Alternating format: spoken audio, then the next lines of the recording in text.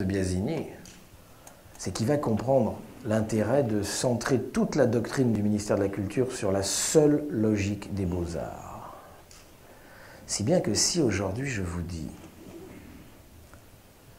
culture, vous entendez art, et vous n'entendez plus rien d'autre que ça. Eh bien, mesdames, messieurs, si culture ne veut plus dire que art, c'est une catastrophe intellectuelle majeure pour tout homme et femme de progrès, et c'est une victoire flamboyante du capitalisme. Parce qu'alors, les métiers, c'est plus de la culture, la condition ouvrière, c'est plus de la culture, la paysannerie, c'est plus de la culture, le féminisme, c'est plus de la culture, le langage, c'est plus de la culture, le journalisme, c'est plus de la culture, le syndicalisme, c'est pas de la culture, l'économie, c'est pas de la culture. Vous comprenez ce que je veux dire? Ils nous ont piqué culture, ils nous ont piqué notre seul moyen de nous défendre. Biasini, les maisons de la culture, il va les envisager comme des temples. On appelle ça les cathédrales de la culture.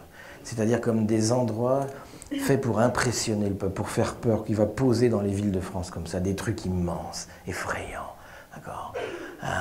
Comment c'est la phrase? Alors, il aurait dit, je ne sais pas si c'est vrai, il aurait dit, les maisons de la culture ne seront pas le garage des galas de fin d'année en tutu rose des associations de parents d'élèves. Tu vois, la France d'en bas, enfin, un truc nul, là. Et c'est à ce moment-là que s'établit cette coupure obscène entre culturel et socio-culturel. Coupure qui existe encore aujourd'hui dans nos villes. Okay? Et donc, il va construire, il va assigner aux maisons de la culture le rôle de présenter les plus hautes œuvres du génie humain et d'abord du génie français. Le génie. Maison de la culture, c'est un endroit où vous allez voir du génie. Pas vous, pas moi. Ça n'a plus rien à voir avec le projet d'éducation populaire. Dans populaire, il y a populaire, vous voyez. Pas du tout. Maintenant, il y a des individus touchés par une espèce de grâce mystérieuse, hein, qu'on appelle l'art. Et ça touche certaines personnes, on ne sait pas pourquoi, tu vois. Cette espèce de mystère, c'est complètement religieux comme conception, tu vois. Et alors, nous, mais vous ne serez jamais touchés par ça, mais jamais. Nous, on a juste le droit d'aller contempler ce mystère dans des cathédrales de la culture, tu vois, comme ça. Vous êtes déjà entré dans une maison de la culture? Moi, je suis entré dans celle d'Amiens une fois. C'est immense. C'est complètement désert. Il n'y a personne. Dans une vraie cathédrale, au moins, tu as une petite vieille qui prie. Mais là, même pas, tu vois. Là, tu n'as rien comme ça. Alors, tu rentres là-dedans. Tu parles tout bas, tu sais même pas pourquoi. Tu vois, comme ça, pof, pof, comme ça.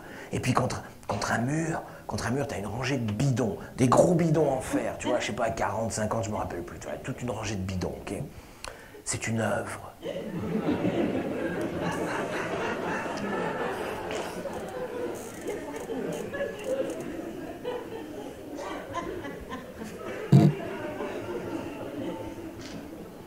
Sur chacun de ces bidons, il y a une petite photographie Polaroid complètement nulle, complètement ratée. C'est exprès, hein, c'est de l'art contemporain. Et donc, dessus, il y a marqué un nom de là d'où vient la flotte. Et donc, vous comprenez qu'il y a un bidon du Nil, du Yangtze-Kiang, du Mississippi, de la Volga, de la Loire, ce que vous voulez. Comme ça, toute une rangée, comme ça. Bon. Et là, vous êtes devant une bifurcation intellectuelle. Dans le secret de votre conscience, personne ne vous regarde, personne ne vous écoute, il va falloir prendre une décision. Et cette décision est une décision politique. Soit vous dites,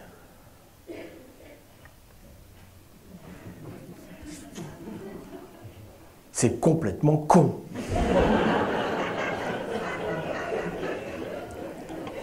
Puis en plus, si ça se trouve, c'est bidon, enfin, je veux dire...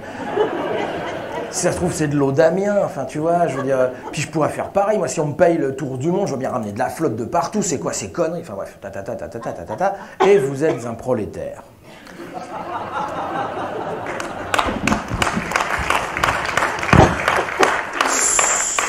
Soit vous dites, bon, moi, je trouve ça bidon, mais si je le dis, je vais avoir l'air d'un prolo. Vaut mieux que je dise qu'il y a une démarche.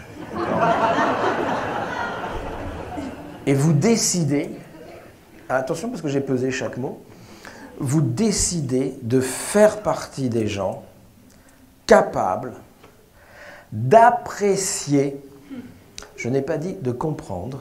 Okay. L'art contemporain prétend expulser le sens. C'est lui qui le dit, c'est pas moi. L'art contemporain dit, s'il y a un sens, il y a quelque chose à comprendre, c'est plus de l'art, c'est du socio-cul. Okay.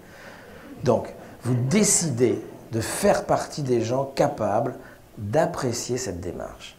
Et l'art contemporain, l'art contemporain, comme je l'appelle pour rire, réalise ce petit miracle qui est que dans une démocratie, l'enjeu des luttes de classe, c'est toujours le même. Hein, c'est de convaincre les classes moyennes de faire alliance avec les classes populaires, contre les classes dominantes. L'art contemporain, la culture avec un grand Q, ça réalise exactement l'inverse. Ça incite les classes moyennes à faire alliance avec les classes dominantes contre les classes populaires. Et donc,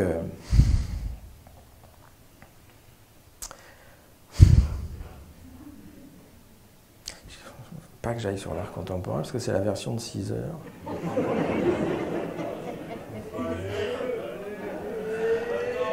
Arrêtez, vous êtes au courant, vous savez à quelle heure on va terminer là déjà? J'ai 2 choses à vous dire. Non, je ne le fais pas. Non, je ne peux pas faire l'art contemporain. Je ne peux pas le faire. Je peux juste vous dire une chose, parce que sans ça, on va nager dans l'ambiguïté, puis vous allez penser que je suis d'extrême droite ou je ne sais pas quoi, que j'attaque l'art. Non, je défends l'art. C'est pas de l'art, il n'est pas contemporain. C'est un système de marché, d'accord? C'est de l'art de marché, si vous voulez. Juste une chose. J'ai eu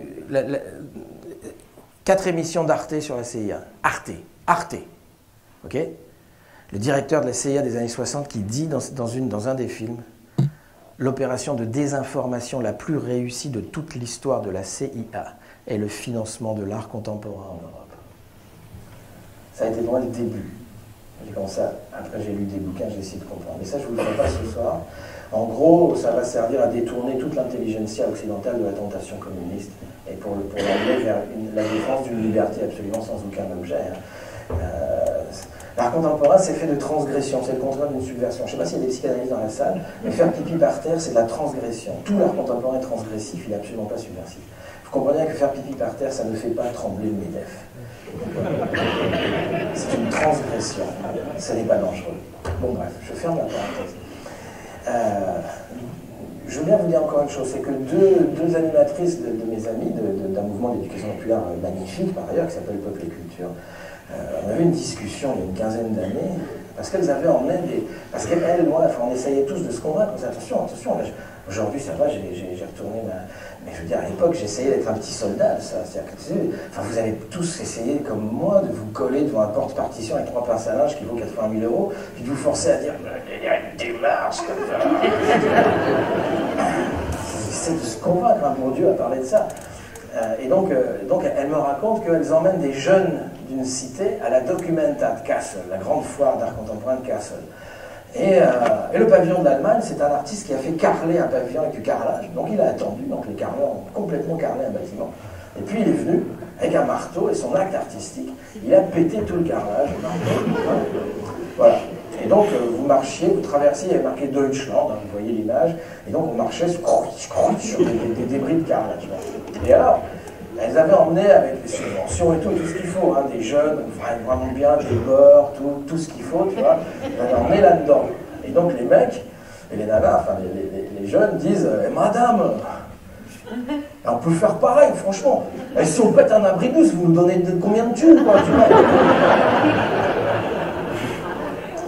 Et ils ont raison. Ils ont raison, leur remarque est extrêmement sensée.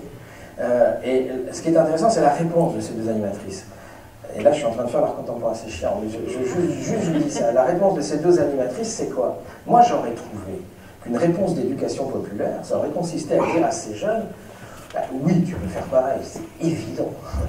Mais non, tu ne seras jamais légitimé comme artiste par les 3 instances de légitimation, les 3 M, marché, médias, ministère, d'accord, et la petite clique de commissaires parisiens qui décident de qui, d'accord, etc., pour que François Pinault aille défiscaliser des millions sur ton abribus, d'accord.